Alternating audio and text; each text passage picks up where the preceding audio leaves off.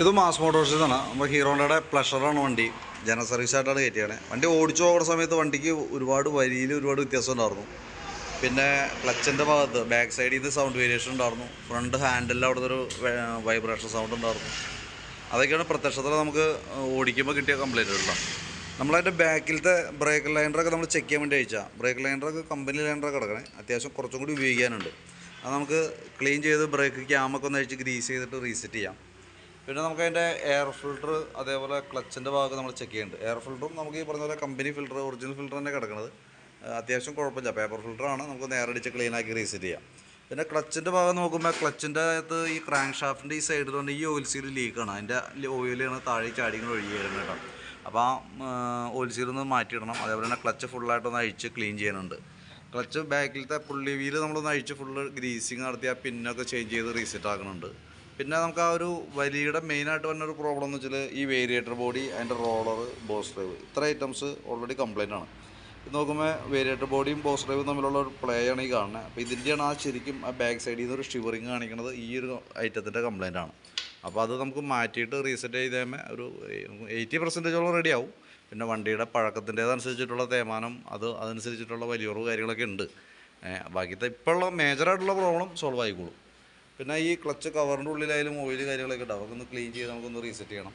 ബെൽറ്റിൻ്റെ condition നമ്മൾ നോക്കുമ്പോൾ company ബെൽറ്റാണ് നമുക്കിത് കിടക്കുന്നത്. പൊട്ടലോ കാര്യങ്ങളൊന്നുമില്ല. നമുക്കത് തന്നെ കയറ്റിയാൽ മതി. പിന്നെ ഇവിടെ നോക്കുമ്പോൾ ഹെഡിൻ്റെ അവിടുത്തെ ചെറിയൊരു ലീക്കേജ് ഉണ്ട്. അത് നമുക്കൊന്ന് അതിൻ്റെ ഓയിൽ സീൽ മുകളിലത്തെ ഇവിടുത്തെ ഓയിൽ സീലിൻ്റെ ലീക്കാണ്. അത് മാത്രം ഒന്ന് അഴിച്ച് മാറ്റിയിടാം കേട്ടോ. ചോക്കിൻ്റെ കേബിള്, ആക്സിലേറ്ററിൻ്റെ കേബിള്, അതിൻ്റെ ഡീറ്റെയിൽസ് നമ്മൾ ചെക്ക് ചെയ്യുന്നുണ്ട്. ആക്സിലേറ്റർ കേബിൾ ചെറിയൊരു ടൈറ്റ് ഉണ്ട്. പക്ഷേ നമുക്ക് തൽക്കാലം അതങ്ങനെ തന്നെ നിലനിർത്താം. ചെറുതായിട്ടുള്ളൂ. ചോക്ക് കേബിളൊക്കെ നല്ല കേബിളാണ്.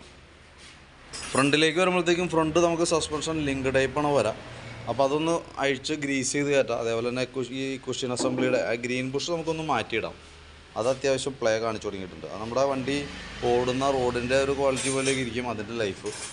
പിന്നെ അതേപോലെ നമുക്ക് ഫ്രണ്ട് ബ്രേക്കിൻ്റെ ലൈനറായാലും നമുക്കൊന്ന് ക്ലീൻ ചെയ്ത് കയറ്റിയാൽ മതി. ക്യാമൊക്കെ ഒന്ന് അഴിച്ച് ഗ്രീസ് ചെയ്ത് റീസെറ്റ് ചെയ്യാം.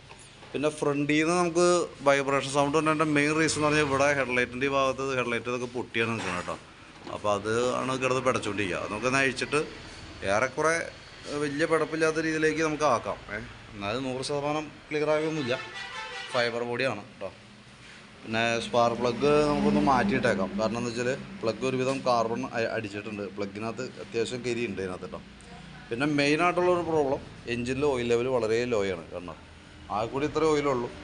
ശരിക്കും പറഞ്ഞാൽ നമുക്ക് 800 മില്ലി ഓയിലോട് വരാം. നമുക്ക് സാധാരണ രീതിയിൽ നമുക്ക് ഓയിൽ ചേഞ്ച് വേണ്ടത് 3000 കിലോമീറ്റർ കൂടുമ്പോഴാണ്. 3000 കിലോമീറ്റർ കൂടുമ്പോൾ ആയാലും ഒരു 100 മില്ലി കൂടുതലൊന്നും സാധാരണ രീതിയിൽ കുറവ് വരാറില്ല. ഇത് ശരിക്കും പറഞ്ഞാൽ ഇത് ആ കൂടി ഒരു 200 മില്ലി താഴെ ഉള്ളൂ. 100-150 മില്ലി ഉള്ളൂ നിലവിൽ കേട്ടോ. അപ്പോൾ അത്രയും ഓയിൽ ലെവൽ കുറവുണ്ട്. അപ്പോൾ അതുകൊണ്ട് തന്നെ ഓയിലിന് നമ്മൾ ഫില്ല് ചെയ്ത് വണ്ടി ഓടുന്ന സമയത്ത് ഒരു പക്ഷേ പുകയുടെ പ്രശ്നമൊക്കെ കാണിക്കാനായിട്ടുള്ള സാധ്യതയുണ്ട്. അപ്പോൾ എന്തായാലും നമുക്ക് ഒരു മാസം അല്ലെങ്കിൽ 500 അല്ലെങ്കിൽ 1000 കിലോമീറ്റർ 500-നും 1000-നും കിലോമീറ്റർ ഓടണതിൻ്റെ ഇടയിൽ ഒരു മാസത്തിനുള്ളിൽ നമുക്ക് കയറ്റിയിട്ട് അതിൻ്റെ ഓയിലിൻ്റെ ലെവലൊന്ന് ചെക്ക് ചെയ്യേണ്ടതുണ്ട്. ഓയിൽ ലെവൽ കറക്റ്റ് ലെവലായിട്ട് നിൽക്കണം. കാര്യമായിട്ട് കുറഞ്ഞു പോകണമെങ്കിൽ നമ്മളത് എത്രയും പെട്ടെന്ന് പരിഹരിച്ച് കൊടുത്തില്ല എന്നുണ്ടെങ്കിൽ എഞ്ചിൻ മേജറായിട്ടുള്ള കംപ്ലൈൻറ്റുകളിലേക്ക് പോകും. അപ്പോൾ അതൊന്ന് ഗൗരവത്തിലെടുക്കേണ്ട കേസാണ്. കാരണം എന്ന് വെച്ച് കഴിഞ്ഞാൽ ഓയിൽ കുറഞ്ഞു ഓടിക്കഴിഞ്ഞാൽ സ്വാഭാവികമായിട്ടും എഞ്ചിൻ ഹീറ്റിങ് വ്യത്യാസം വരും, ലൂബ്രിക്കേഷൻ വ്യത്യാസം വരും, എഞ്ചിൻ മെയിൻ കംപ്ലൈൻറ്റിലേക്ക് പോകും കേട്ടോ. അതൊന്ന് പ്രത്യേകം ശ്രദ്ധിച്ചേക്കാം. പിന്നെ നമുക്ക് അതിൻ്റെ ബാക്ക് ടയറിൻ്റെ കേസ് മാറ്റുന്ന കേസ് പറഞ്ഞിട്ടുണ്ട്. ടയർ അത്യാവശ്യം നല്ല രീതിയിൽ തന്നെ തീർന്നിട്ടുണ്ട്. അപ്പോൾ നമുക്ക് ടയർ എന്തെങ്കിലും മാറ്റിയിടണം. അപ്പോൾ അതേപോലെ തന്നെ നമുക്ക് അതിൻ്റെ ഫ്രണ്ടിൽ വന്ന ടയറും ചെറിയൊരു വെട്ടിത്തേമാനമുണ്ട്. റൈറ്റ് സൈഡ് ഇവിടെ നോക്കുമ്പോൾ അറിയാം, സൈഡ് ഇച്ചിരി തേമാനമുണ്ട്. അപ്പോൾ നമുക്ക് എന്താണെന്ന് വെച്ചാൽ ഫ്രണ്ടിലത്തെ ബുഷിൻ്റെ കാര്യങ്ങളൊക്കെ ക്ലിയർ ചെയ്തതിന് ശേഷം ഇടുന്ന ടയർ പുതിയത് ഫ്രണ്ടിലേക്ക് യൂസ് ചെയ്യാം. ഈ തേമാനുള്ള ടയർ ബാക്കിലേക്ക് ഇടാം. അതിപ്പോൾ അങ്ങനെ ബാക്കിൽ കിടന്ന് തീർന്ന് പോകുള്ളൂ. അതിന് ശേഷം ബാക്കിലത്തെ ടയർ എന്തായാലും വലിയ താമസിക്കാണ്ട് ഈ ടയർ മാറേണ്ടി വരും. അത് നമുക്ക് ബാക്കിൽ നിന്നായാലും അഴിച്ച് മാറ്റിയിടാം. ഫ്രണ്ട് അലൈൻമെൻറ്റൊക്കെ കറക്റ്റ് ആക്കിയതിന് ശേഷം ബുഷിൻ്റെ ഭാഗമൊക്കെ ക്ലിയർ ചെയ്തിട്ട് പുതിയ ടയർ ഫ്രണ്ടിലേക്ക് യൂസ് ചെയ്യാം. പഴയ ടയർ ബാക്കിലേക്ക് ഇടാം. ഫ്രണ്ടിൽ കിടക്കുന്ന ടയർ ബാക്കിലേക്ക് ഇടാം. ആ ടയർ ചേഞ്ച് ചെയ്ത് മാറ്റി പുതിയത് ഇടാം കേട്ടോ.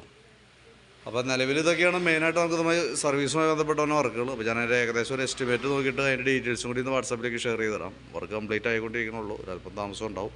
അത്യാവശ്യം വർക്കുകളുണ്ട്. ഓക്കെ.